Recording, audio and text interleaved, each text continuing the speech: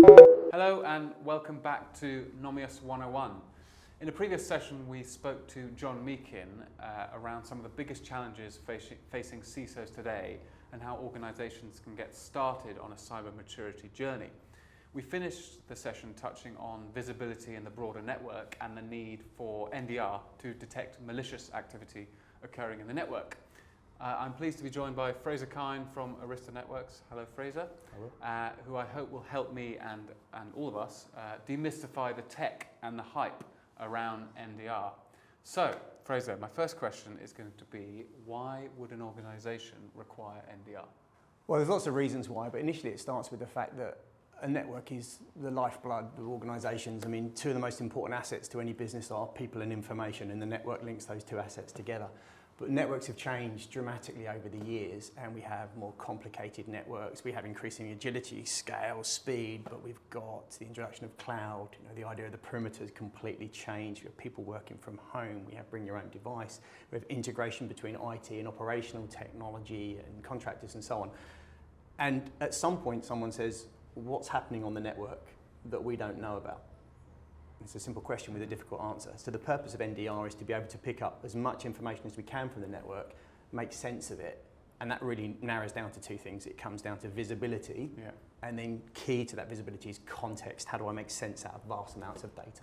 So, burning question for me is we've got NDR, we've got XDR, we've got EDR. What does it all mean? Yeah, there's forever acronyms within the industry.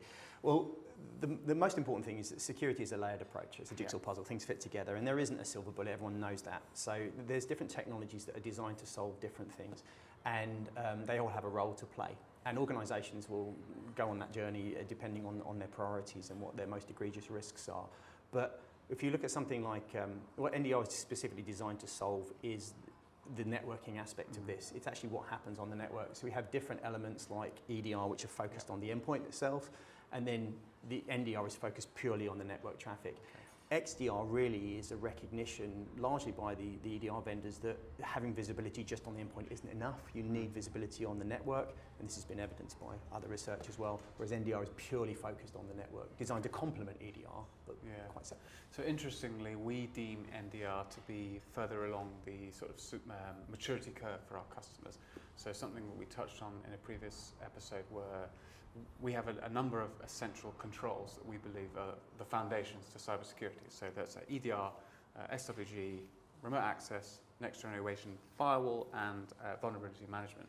So my question to you would be, at what point in an organization's maturity journey would you recommend EDR? So would you recommend that a customer has EDR and SIEM in place before making that investment into NDR? Well, I think, again, the answer depends, but I think foundationally, when you're building up security layers, then you're going to want to make sure that you have certain things in place. And what I can tell you, evidence-based, is that, in my experience, people will typically look at EDR first, because it's something that's consistent with what they've always been doing. They've had endpoints, you put antivirus on it, antivirus evolves, becomes EDR, starts looking at more modern threats. So that's normally the road that people take. But at some point, it's like looking at, your most egregious risks and saying, well, what else do we need to do?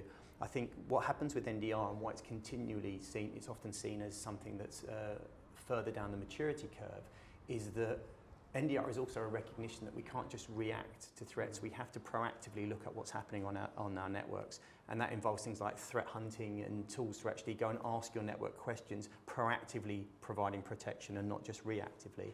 So the analogy I often use is that if you go to a nightclub, you're going to have bouncers at the front door, and they're going to be able to control who can come in and that's really important.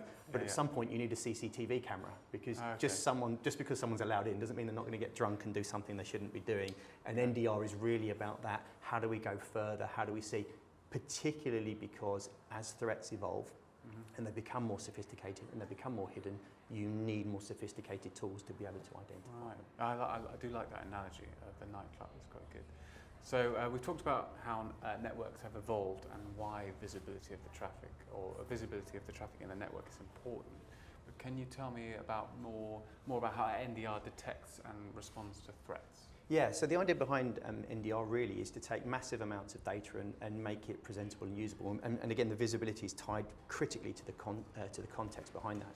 So NDR has evolved most recently because the tools didn't previously exist to do this. So Right. the evolution of things that are generally called AI, but I'm more comfortable with calling them machine learning and data science, have enabled us to take massive amounts of network data, because it is massive amounts, and then turn that into something useful that can actually be used. So going inside the network and actually pulling out meaningful context and highlighting information and reasoning. And that enables people then to search for contextual anomalous behaviour. And the other reason why this is so important is because the way the networks have changed now, there's an increasing amount of devices on networks that previously wouldn't have been there. And these are devices that potentially can't run things like EDR tools.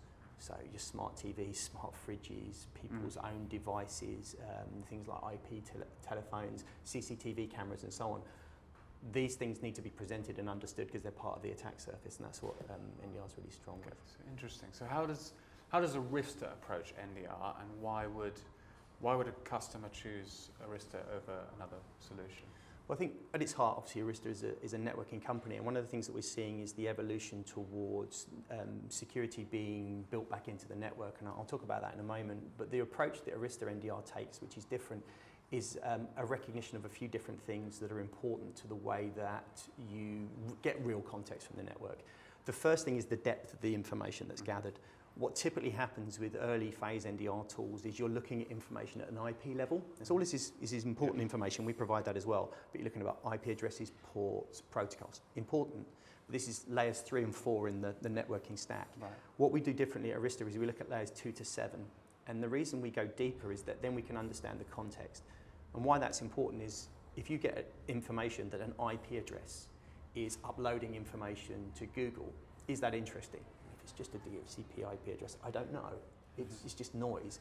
Whereas if we can then identify that, well, that isn't just an IP address, that's actually a VoIP phone that's doing that. And that's the only VoIP phone that's doing that. You've got 200 of them, but only this one is doing it. That's contextually relevant because it's contextually anomalous. So the first thing is the level of granularity of data that you can pull out. Then what we do, which is different, is the first thing we do is we do translate things that normally would be seen as just IP addresses, and we turn them into entities. We turn them into devices. We turn them into users. We turn them into concepts that people can understand. And the reason why this is important is because analysts spend too much of their time getting pieces of information, an alert, and then trying to turn that into an answer. And a lot of the analyst time is spent taking pieces of information, doing a load of detective work, bringing it all together. Whereas we know within the Arista NDR tool, we can take the information from the network and we can turn those packets into devices, context, people, communications. Because analysts think in those terms. We think of processes, people, organizations, and so on. The other thing that's very different about the approach that we take is it's completely transparent. So we don't say, oh, machine learning, AI has done this, here's the information. We actually present a means by which people can look through the data. So we have something called adversarial modeling language, which enables you to effectively ask the network questions, and we also build our own detections from that same language. Is that done like on a GUI or some kind of? Yeah, it's all done within the GUI. But what this means is, if I as an analyst can think, I want to find out A happened, then B happened, then C happened, my tools don't really allow me to do that. Right. Whereas with Arista NDR, I can do exactly that. I can say, I want to see this behavior, followed by this, and then go deeper. And then all of our own detections that we automatically provide are written in that same language. So as an analyst, when I see I've got an alert from the system, I can see exactly how the alert worked and say, oh, I know this data is accurate, or I can drill further into it, or I can modify it to fit me better. And it's a combination of the depth of the information we provide, the fact that we turn the packets into people and devices, and then enable you to search across it transparently.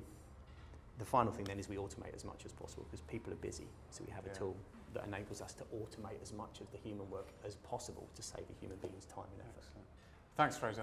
That's great. So what would you say would be one key takeaway from our discussion today with respect to NDR? Well, I think it's about looking at your security controls and saying, well, where are our risks? What do we think we have a good handle on? Where are the gaps? And I think a good place to start is to look at something which is well established, which is the SOC triad that Gartner originally recommended, which is the visibility of being able to say three-legged stool, EDR, SIM, NDR. And the reason I say three-legged stool is like it falls over if one of the legs is missing. So if you've already got a handle on EDR and you've got that under control, great, but there are devices that they won't be able to support. If you've got SIM, that's great, but that has to be fed by other systems or, and then NDR, which piece is missing? Because without one of those, you're going to have a problem. So that's usually a good point to start with. Excellent. Okay. So how do I see a demo? What's the next step? Like, is there a way we can see it, try before you buy kind of thing? Absolutely, yes. The best thing to do is get in touch with Nomios and say, interested to know more. That can start. That's my line, by the way. But the thing is then is to get in touch with you guys and say, I'd like to know more. And that can be an initial discussion, demonstration. But the key thing really is to say, let's see it in action. Yeah. I mean, and the best way to do that is to run it on your own network, so we can arrange an evaluation whereby you can actually see the technology running on your own network with your own data, and then it can expose to you what your risks are, what the risk surface, attack surface looks like, and expose to you potentially things that you had no visibility on. But the proof's in the pudding in that sense. Thank you so much, Fraser, and thank you for watching. Please keep an eye on our LinkedIn page. We'll have more episodes around the Nomios Cyber Maturity Curve. But you've been watching Nomios 101. Thank you so much. And thank you to Fraser as well for joining us. Appreciate it.